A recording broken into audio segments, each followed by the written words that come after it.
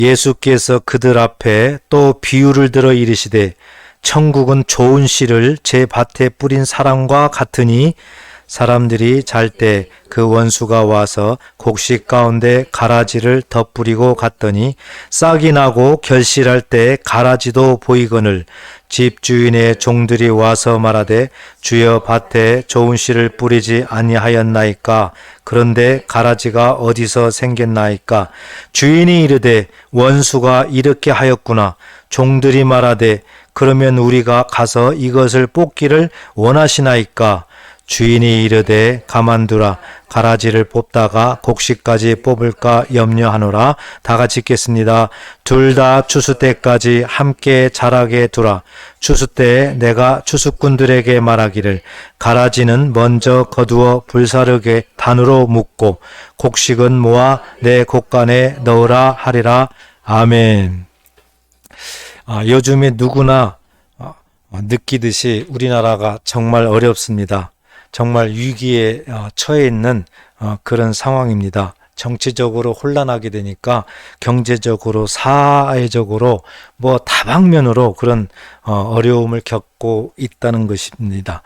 더더욱이 위기라고 할 수 있는 것은 신앙적인 위기다. 이것도 우리가 생각을 해봐야 됩니다. 똑같은 하나님을 믿고 똑같은 예수님 성령님을 믿으면서도 서로 어떤 이념으로 인해 가지고 나뉘어 가지고 서로 하나님이 다른 것 같아요.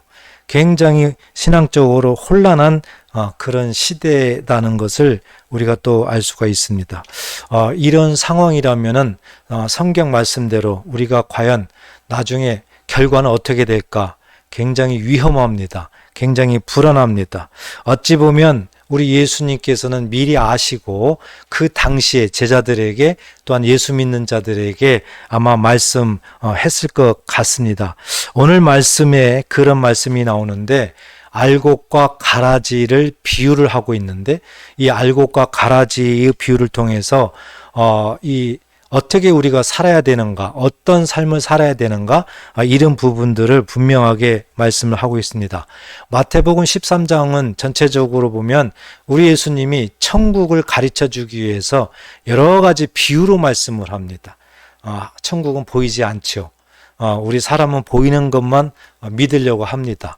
보이지 않는 것을 믿게 하려니까 우리 예수님께서 아주 쉽게 비유를 통해서 이렇게 가르쳐주고 있다는 것, 이것조차도 큰 은혜이죠. 우리가 깨달을 수 있기 때문에 그렇습니다. 우리가 읽었던 오늘 본문 말씀은 이제 좋은 씨에 대한 그 비유, 농부가 농사를 지으면서 좋은 씨를 뿌렸다는 이 비유, 그걸 통해서 하나하나 우리에게 여러 가지를 가르쳐 주고 있습니다. 먼저 24절 보게 되면 예수께서 그들 앞에 또 비유를 들어 이르시되 천국은 좋은 씨를 제 밭에 뿌린 사람과 같다 그랬습니다. 좋은 씨가 나와요. 그래서 마태복음 처음에 보면 이 씨는 천국 복음을 상징하기도 합니다. 그런데 여기에서는 이 좋은 씨는 원어로 보면 복수로 되어 있습니다. 복수로. 그렇기 때문에 이 좋은 씨는 천국의 아들들이다. 이렇게 우리가 이해를 하면 되겠습니다. 25절에 보면 사람들이 잘 때 그 원수가 와서 곡식 가운데 가라지를 덧뿌리고 갔더니 그랬습니다. 사람들이 잘 때, 농부들이 잘 때, 그 일하는 사람들이 잘 때 원수가 와서 그랬어요. 예수님이 말하는 원수는 악한 것, 마귀를 의미합니다. 마귀가 와가지고 가라지를 덧뿌리고 갔다 그랬어요. 그러니까 모르게 뿌리고 간 거예요. 모르게 뿌리고. 그래서 이 가라지는 무엇을 상징하느냐? 이 악한 자의 아들들, 마귀의 아들들을 상징을 하고 있다. 이렇게 비유를 통해서 우리 예수님께서 설명을 하고 있다는 것이죠. 여러분, 가라지가 뭡니까? 이 가라지를 한번 생각해 보세요. 이 가라지는 우리가 밭농사 질 때 주로 보면은 이렇게 알 수가 있고 논농사도 물론 마찬가지겠죠. 독보리라고 하는데 이 보리밭이나 이 밀밭에 나는 거죠. 이렇게 나는데요. 문제는 뭐냐면 어느 정도 클 때까지는 몰라요. 이게 보리인지 밀인지 잘 몰라요. 전혀 거의 이렇게 표가 안 나. 이게 정체가 드러나지 않는 겁니다. 그렇지만 딱 이삭이 나게 되면은, 이제 정체가 드러나게 되는 겁니다. 그때야 알 수가 있는 거죠. 그때야. 그런데 더더욱 문제는 이 가라지가 이 밀이나 볼이 같이 뿌려져서 이제 뿌리가 날 거 아니에요. 그런데 이 가라지 뿌리는요, 그냥 조용히 그냥 바로 이렇게 뿌리가 있는 것이 아니라 볼이나 밀의 그 뿌리를 막 엉키게 만듭니다. 그래서 엉켜가지고 막 하나로 막 되게 만들어요. 굉장히 이 섞여서 그렇게 이 뿌리를 엉켜지도록 이렇게 형성이 된다는 것이 큰 문제입니다. 자, 이렇게 되다 보니까 볼이나 밀의 뿌리를 이제 해치게 되는 거고 여러 가지 문제를 발생하도록 그렇게 하는 겁니다. 이 가라지. 그런데 이 가라지는 누가 뿌렸느냐? 원수 마귀가 뿌렸다. 오늘 본문에서 우리 말씀을 하고 있는데요. 예수님께서 다시 한번 이제 오늘 본문은 아니지만 39절에 보면 가라지를 뿌린 원수는 마귀요 그랬습니다. 그러니까 이 마귀가 가라지를 뿌리는 거죠. 따라서 이 가라지는 마귀의 아들들이에요. 확연하게 좋은 씨와 가라지를 비교를 시키고 있다. 그래서 예수님께서 이 비유를 통해서 천국을 알게 하고 우리가 어떻게 삶을 살아야 되는가 이런 부분들을 분명하게 해답을 주고 있다는 것입니다. 여러분, 여기에서 우리가 꼭 알아야 되는 것은요, 이 가라지가 뿌리가 나는데 밀과 뿌리하고 엉켜 있게 한다. 엉킨다는 거예요. 이것을 우리가 주목해야 됩니다. 이것을. 만약에 그렇지 않다면은 어떻게 보면은 별거 아닐 수도 있어요. 그런데 엉켜 있다는 것이 문제가 되는 겁니다. 다시 한번 이제 28절 보면 주인이 이르되 원수가 이렇게 하였구나. 종들이 말하되 그러면 우리가 가서 이것을 뽑기를 원하시나이까? 주인이 이르되 가만두라. 가라지를 뽑다가 곡식까지 뽑을까 염려하노라 그랬습니다. 가라지만 뽑히면 되는데 가라지가 뿌리가 그냥 가지런히 있으면 뽑히면 그것만 뽑아질 수 있는데 뿌리가 엉켜 있어요. 그러니까 가라지를 뽑는다고 뽑다가 정말 곡식까지도 다 뽑힐 수가 있다는 겁니다. 그래서 우리 예수님은 내버려둬라. 추수할 때까지 내버려둬라. 이렇게 말씀을 하고 있다는 것이죠. 자, 이 부분을 통해서 이제 우리가 알아야 되는 겁니다. 우리는 이 세상 살면서 정말 알고 하나님이 심어준 그런 좋은 씨만 이 땅에 뿌려져서 사느냐? 그렇지 않다는 얘기예요. 이 땅은 원수 마귀가 뿌려놓은 모든 것들과 함께 살고 있다. 함께 살고 있다는 것을 우리에게 말씀을 하는 거죠. 그리고 마귀가 이 세상을 이제 아담과 하와에게 죄를 범하게 만들어서 하나님이 떠나게 만들고 이 세상을 죄로 지배하기 때문에 모든 세상 문화가 다 죄가 이제 근본이 됐던 겁니다. 그래서 이 세상 문화를 가지고 지배를 했었던 거죠. 이게 우리가 살고 있는 세상입니다.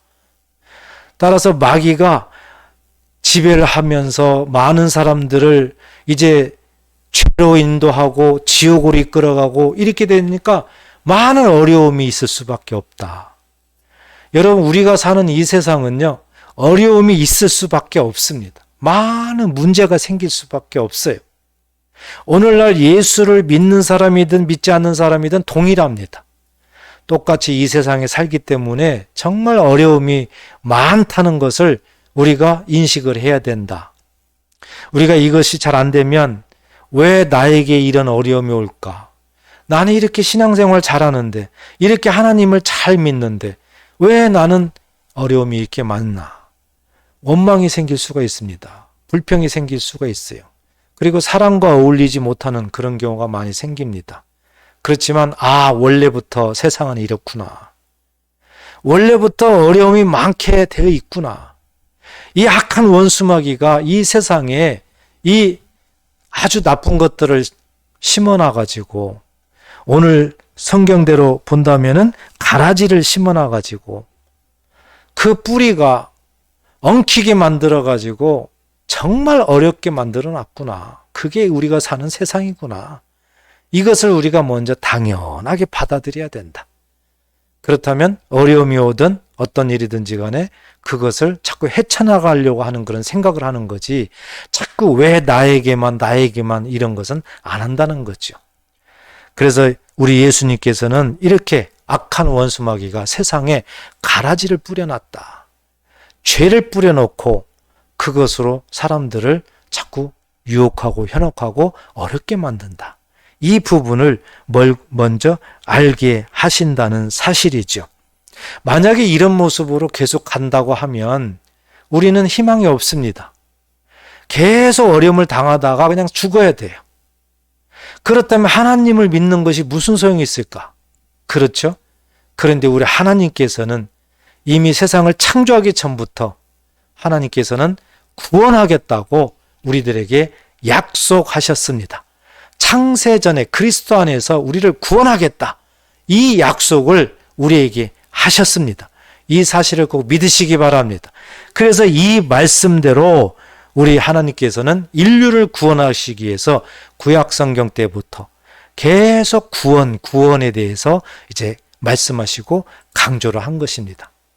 대표적으로 우리가 잘 아는 말씀이 있죠. 이스라엘 백성들이 이제 애굽에서 70년 종로릇 하다가 하나님의 은혜 가운데 때가 되매 하나님께서 백성들을 출애굽시켰습니다. 그리고 가나안 땅으로 이스라엘 백성들을 인도하려고 합니다. 그때 이제 과정이 있죠. 그들이 출애굽하니까 이제 광야를 지나야 되고, 또 이스라엘 백성들이 하나님을 잘 따라가야만 되는 그런 문제도 있고 여러 가지가 있겠잖아요. 그렇지만 우리 하나님께서 그들을 가나안 땅으로 인도하시기 위해서 이제 홍해를 건너야 되는 상황이 옵니다. 이스라엘 백성들이 홍해를 건너야 되는데 그냥 앞에는 바다예요. 어떻게 건너갈 수가 없죠. 그런데 뒤에서는 애굽 왕 바로가 뒤늦게 후회하고 이스라엘 백성들을 다시 다 잡아와야 되겠다. 그래서 모든 군대를 총동원시켜 가지고 이제 이스라엘 백성들을 추격합니다. 그 발자국 소리가 발자국 소리가 막 들립니다. 엄청난 먼지를 일으키면서 이제 다가오게 됩니다. 이스라엘 백성들은 큰일 났죠. 그때 모세가 하나님 앞에 기도하고 하나님께서 모세에게 지팡이를 내밀어라 지시하시고 모세가 거기에 순종하고 지팡이를 홍해 앞에 내미니까 홍해가 갈라졌습니다. 이스라엘 백성들이 이제 열심히 그 홍해를 걸어가고 있어요. 그런데 그때 애국 군대도 이제 도착이 돼가지고 같이 홍해로 이제 들어가게 되는 겁니다. 그러니까 이제 잡히기 일보 직전이에요. 자, 이런 상황에서 우리 하나님께서 어떻게 하셨을까? 이제 성경 출애굽기에 보면 출애굽기 14장 28절에 보면 물이 다시 흘러 병거들과 기병들을 덮되 그들의 뒤를 따라 바다에 들어간 바로의 군대를 다 덮으니 하나도 남지 아니하였더라. 하나님께서요, 그 홍해를 가르게 하셨고 이스라엘 백성들이 홍해를 이제 막 건너가는 겁니다. 그런데 애국 군대도 뒤에 따라 들어오는 겁니다. 그런데 놀랍게도 이스라엘 백성들이 건너가는 그 장소는 물이 합쳐지질 않아요. 그런데 애국 군대가 그 홍해로 들어와 가지고 그 바다를 이제 막 가는 그 장소는 하나님께서 물을 합치게 만들어요.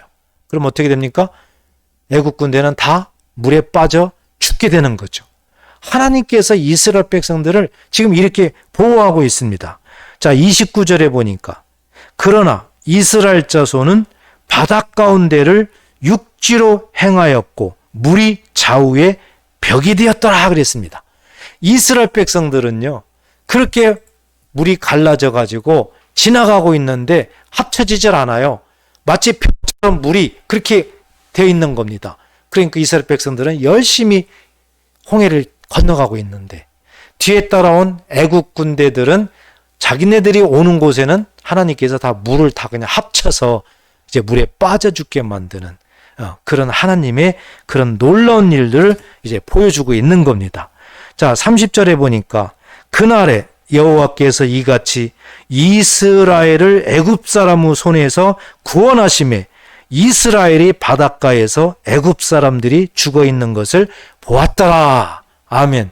하나님께서 구원을 보여주셨다.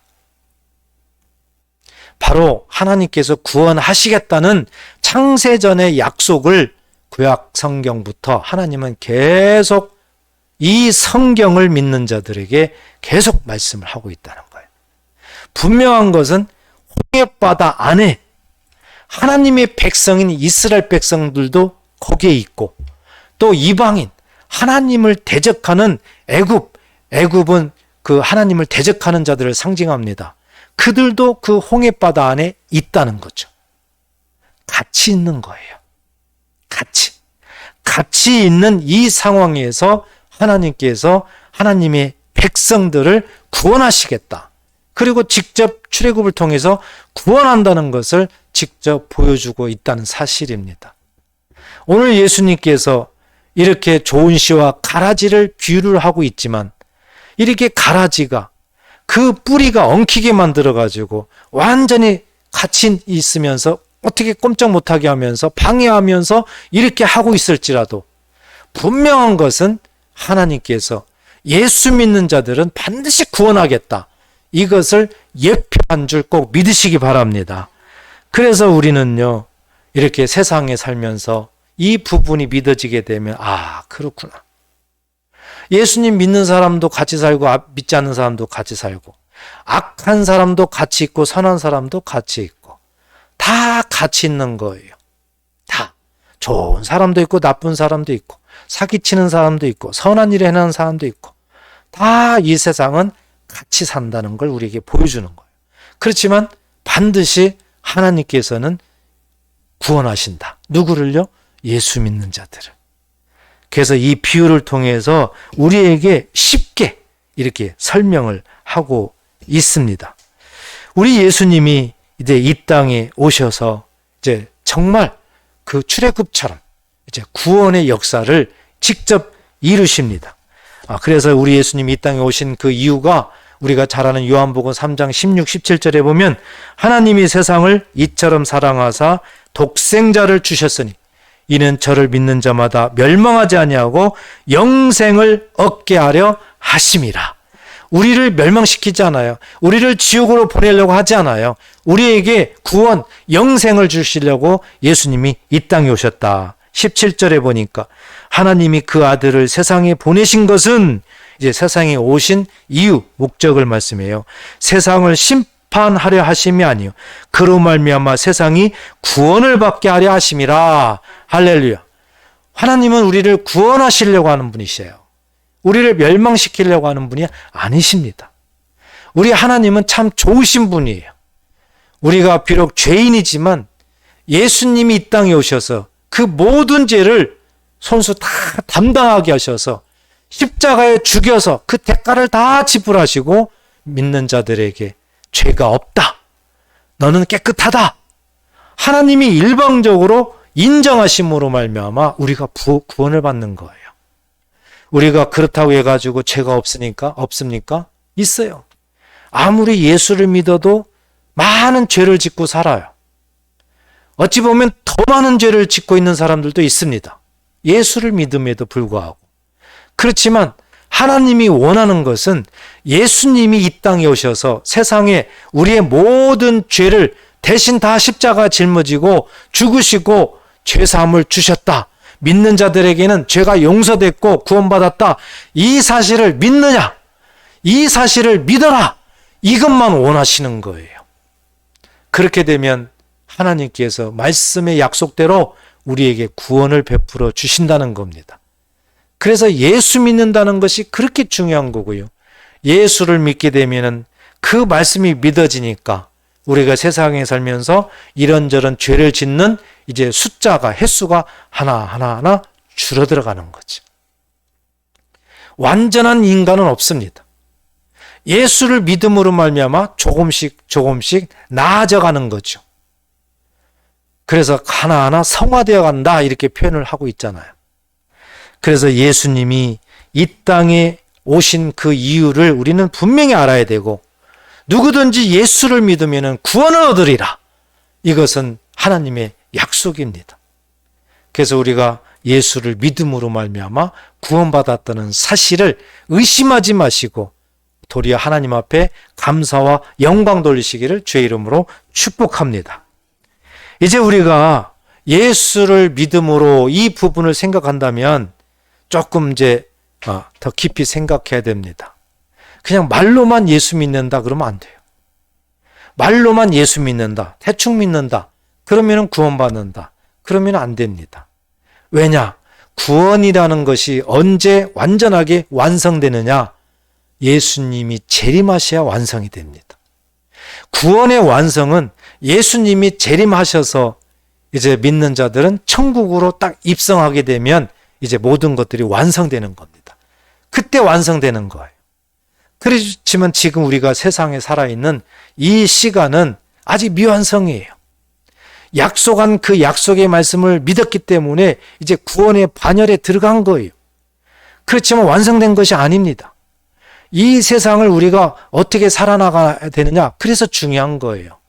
그래서 우리 예수를 이 믿음으로 말미암아 우리는 정말 대충 살면은 안 된다. 말로만 믿으면 안 된다. 왜?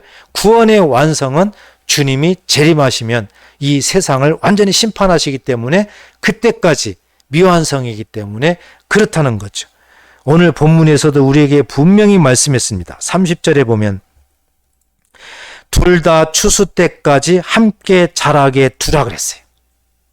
여러분, 하나님의 그 뜻을 잘 이해해야 됩니다.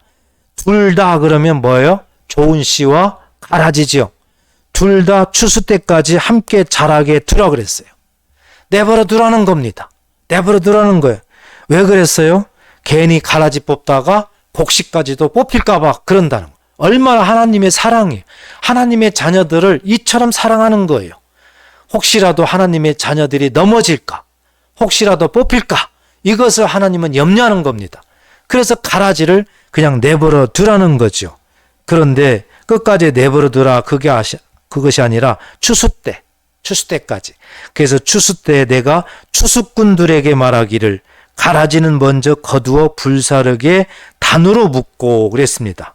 여기서 하나님께서 이제 주인이 추수꾼들에게 명령하는 거예요. 가라지는 별도로 단으로 묶어라. 여기서 추수꾼은 누구를 의미할까요? 여기서 추수꾼은 오늘 성경에 보면 39절에서 이제 추수꾼은 천사들이니 이렇게 우리 예수님이 설명을 해줬습니다. 마지막 때에 하나님께서 이 천사를 통해 가지고 이제 가라지들을 구별해 가지고 묶어 가지고 불에 던져 넣는다. 그 불은 바로 지옥불이라는 겁니다. 자, 이때가 이제 마지막 되는 거고, 이제 예수 믿는 자들은 하반절에 보니까 30절 하반절에 보니까 곡식은 그랬죠. 곡식은 모아 내 곡간에 넣으라 하리라 그랬습니다. 그러니까 마지막 때는 바로 예수님이 재림할 때가 가장 마지막 완성 단계이에요. 그래서 우리가 세상 살면서 어떤 그런 단체들은요, 예수를 믿으면 이제 때 됐다, 끝났다. 그러니까 아무렇게나 살아도 된다. 왜? 예수님이 다 죄 사함 받았다고 해줬다면서 그러는 거예요. 아니라는 얘기예요. 그 구원의 완성은 예수님이 재림하셔야 완성이 되는 거예요. 그래서 우리는 삶이 어떻게 살아야 되는가? 이것은 굉장히 중요한 문제라는 겁니다.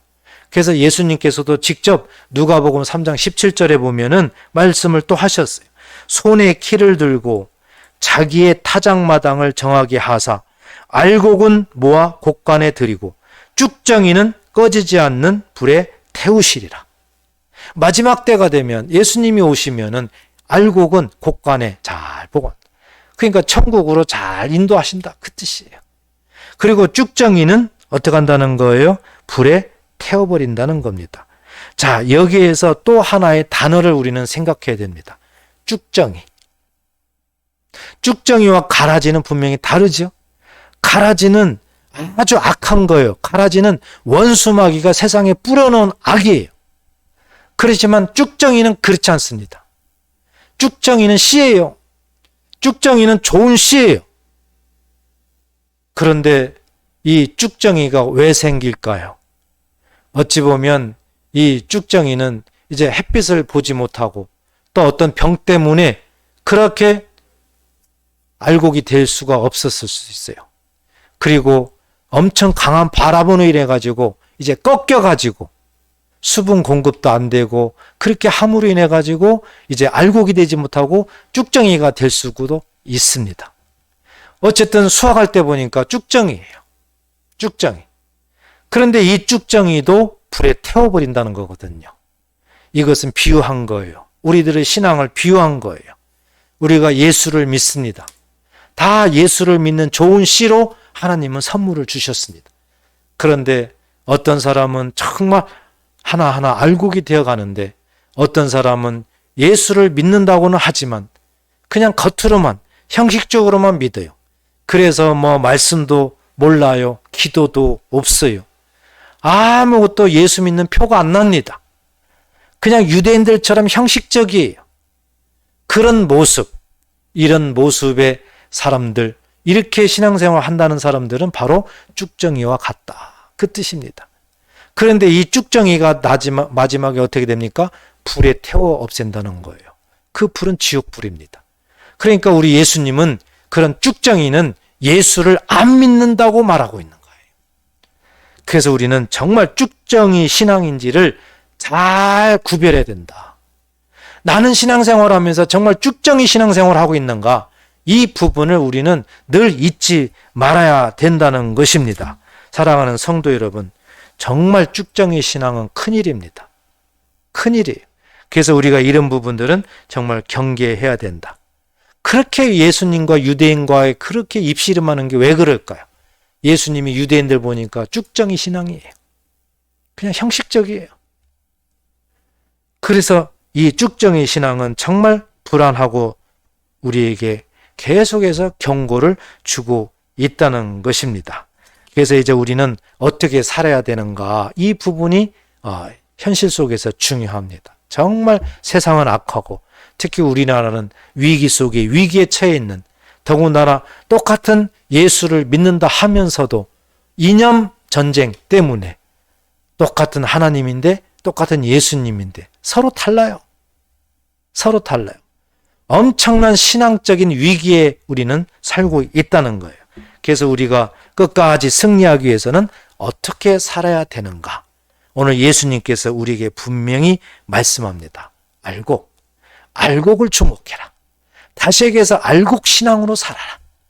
꼭 이렇게 말씀하고 있는 것을 믿으시기를 바랍니다. 끝까지 우리는 알곡 신앙으로 나가야 된다. 중간에 이탈하면 안 돼요. 쭉정이 신앙이 중간에 이탈하게 돼 있는 거예요. 말씀이 없으니까요. 기도가 없으니까요. 하나님에 대해서 확실히 없으니까 세상으로 이탈하게 되는 거죠. 쭉정이 신앙이죠. 그래서 우리는 이 부분을 끝까지 마음에 잘 새겨야 될 줄 믿습니다. 오늘 우리에게 30절은 굉장히 중요한 거예요. 둘 다 추수 때까지 함께 자라게 두라. 세상에서는 내버려 두는 거예요. 세상에서는. 그렇지만 때가 되면은 추수꾼들을 통해서 가라지는 반드시 먼저 거두어서 불살라 버리겠다. 그리고 알곡, 곡식은 모아서 내 곡간, 주인의 곡간, 하나님의 곡간, 천국인 줄 믿으시기 바랍니다. 거기에 믿는 자들은 다 입성하는 거예요. 그래서 성경은 하나님의 시민권을 믿는 자에게는 주셨다고 말씀하는 거고요. 또 믿는 자들에게는 하나님의 상속자라 이렇게 말씀을 하는 거죠. 엄청난 그런 복이라는 것을 우리가 알아야 된다는 것입니다. 사랑하는 성도 여러분, 히브리서 12장 2절에 보니까 믿음의 주요 또 온전케 하시는 이는 예수를 바라봐라 그랬습니다. 어떻게 알곡 신앙으로 우리가 살아갈 것인가 답을 주셨어요. 세상을 바라보면 절대 그렇게 살 수가 없다. 오직 예수만 바라보고 살아라. 믿음의 주인이시다. 예수님만이 우리를 온전케 하신다. 그 예수님, 그 구원자, 예수만을 바라보며 살아나가라. 우리에게 분명하게 말씀을 합니다.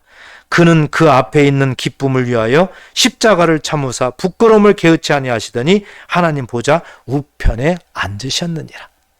우리에게 구원을 주시기 위해서 그 십자가를 부끄러워하지 않았다는 거예요. 온전하게 우리의 구원을 위해서 모든 걸 다 감수하고 십자가에 죽으셨습니다. 그리고 결국 승리하셔서 하나님 우편에 앉으셨다. 우리에게 소망을 주는 거예요. 이런 모습으로 살아나가야만 알곡신앙으로 살아나갈 수가 있다는 거예요. 여러분, 알곡신앙이 뭡니까? 다른 것이 아니에요. 믿음이 온전케 하시는 예수를 바라보면서 말씀대로 살아나가는 것, 이것이 알곡신앙입니다. 그리고 말씀대로 살아나가게 되면은 자연적으로 열매를 맺게 됩니다. 갈라디아서 5장 22절 이하에 나오는 것처럼 성령의 9가지 열매를 맺게 됩니다. 그 중에 한 개라도 맺게 돼요. 그러니까 알곡신앙은 반드시 열매의 삶이라. 그래서 열매가 없다면은 알곡신앙인지를 뒤돌아봐야 된다. 쭉정이 신앙인지 우리는 모른다는 겁니다. 그래서 반드시 알곡신앙은 열매가 있다. 무슨 열매요? 성령의 열매가 있다는 겁니다. 그래서 우리가 알곡신앙으로 끝까지 세상에 사는 동안은 살아나가야 된다.